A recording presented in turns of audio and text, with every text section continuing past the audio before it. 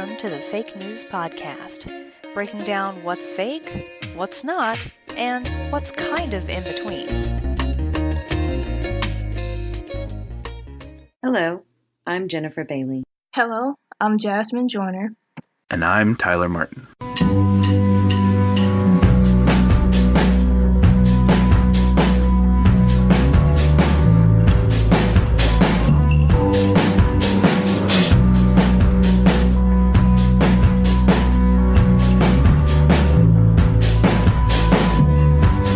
The threat of fake news is an all too common problem within our current political and social climate. Different mass media outlets are constantly accusing one another of producing false news, and even our own president claims it is a very real enemy that endangers our democracy.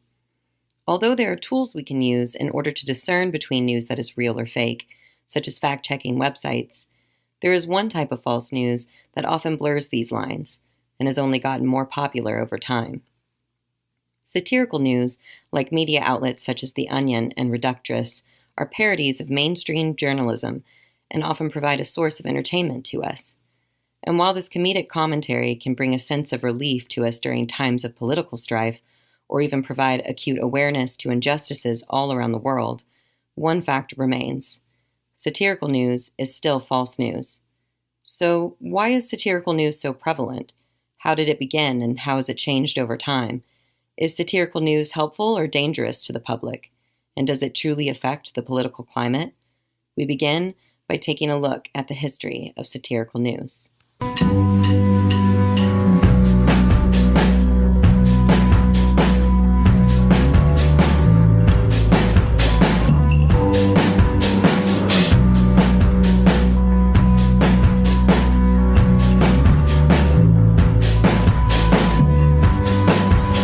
Satirical news, like fake news, has a long history and has pretty much been around since the formation of government and politics. It dates all the way back as early as the 7th century BCE when Greek and Roman poets utilized satire for entertainment value. Satirical commentary occurred throughout Europe as it emerged out of the Dark Ages and is seen during the Renaissance and Neoclassical periods. Yet, it wasn't until the 18th century when a young Benjamin Franklin used the pseudonym Silence Do-Gooder to take on the female persona, a 40-year-old widow, in order to write letters to his brother's newspaper, the New England Courant. Do-Gooder wrote a total of 14 letters between April and October of 1722 that poked fun at the colonial lifestyle, such as the religious hypocrisy, outlandish behavior of drunks, and even inequalities faced by women. Franklin even provided a detailed, albeit fake, account of Do-Gooder's history that resulted in several marriage proposals from avid male readers. Eventually, Franklin confessed his identity to his brother that led to the end of Do-Gooder. However, it was only the beginning of Franklin's journalistic endeavors in satire. Eventually, Franklin would write over 100 articles under fake names in his lifetime, most of which were published through his own newspapers and were often mistook as real news. He carried out a number of hoaxes, pranks, and satires, yet his most significant account of satirical news would be his last. Just 3 weeks before his death in 1790, Franklin wrote an article under the pseudonym Historicus in the Federal Gazette as a response to a pro-slavery speech given by Georgia Representative James Jackson. In it, Franklin quotes a false, century-old speech given by a fake Muslim leader, Sidi Mehmet Ibrahim. Ibrahim argues that Muslims should be allowed to enslave Christians, and Franklin utilizes the same religious-based defenses Americans used at the time to defend the enslavement of African Americans.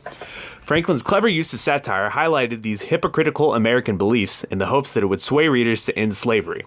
Although slavery wasn't abolished for another 70 years, Franklin's work, albeit entirely false, generated the public to rethink their stance on slavery. Overall, Franklin's work was, and still is, revered in a positive light. His use of satire is considered entertaining and relevant, yet there are many accounts in which satirical news has the opposite effect. In fact, some false satirical news has led to violent consequences.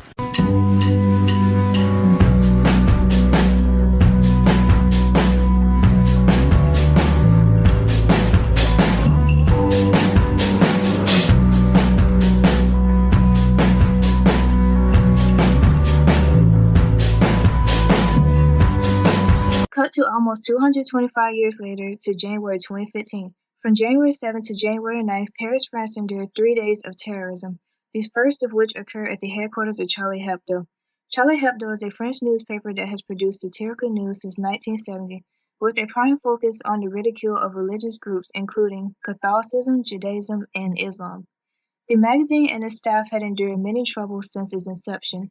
Most of them came from a previous magazine hierarchy after its banishment for mocking the death of former President Charles de Gaulle. From 1980 to 1992, the magazine ceased to exist due to lack of funds. However, upon being brought back to life, many aspects of violence ensued on the publication.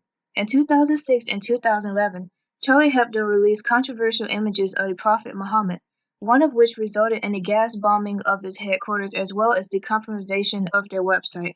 Yet, it was on January 7, 2015, that would become the pinnacle of violence for Charlie Hebdo. Two armed gunmen entered the Charlie Hebdo headquarters in Paris and opened fire, killing a total of 12 people, 8 employees, 1 guest, 1 maintenance worker, and 2 police officers. For the next 2 days, these gunmen would kill another 5 people until they were caught and killed by police. As more information came out about the suspects, officials discovered that each were affiliated with the terrorist organization Al-Qaeda in Yemen. According to the CIA, the suspects' motive was to retaliate on behalf of Al-Qaeda because they felt they and their religion has been insulted by the newspaper. Although Charlie Hebdo is not necessarily sharing false news with the public, the attacks that occurred that day shed light on the negative impact satirical news could potentially produce. In the days following the attacks, 3.7 million people marched in anti-terrorism rallies worldwide, while 1.5 million French people marched in Paris to support freedom of speech. This moment of terror sparked a continuous debate about satirical news that asked the question, is it a way to instigate anger and violence? Is it helpful or is it dangerous?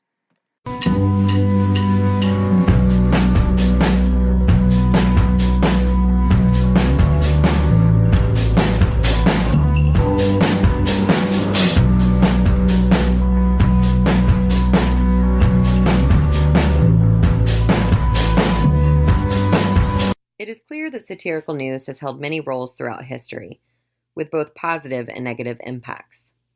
Franklin utilized satire in a positive light, one that would provide entertainment and a good laugh for his readers.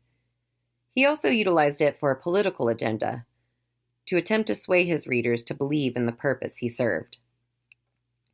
Contrastingly, in recent times, as with the Charlie Hebdo attacks, comedic commentary can have a brutal aftermath, one that can lead to unnecessary violence.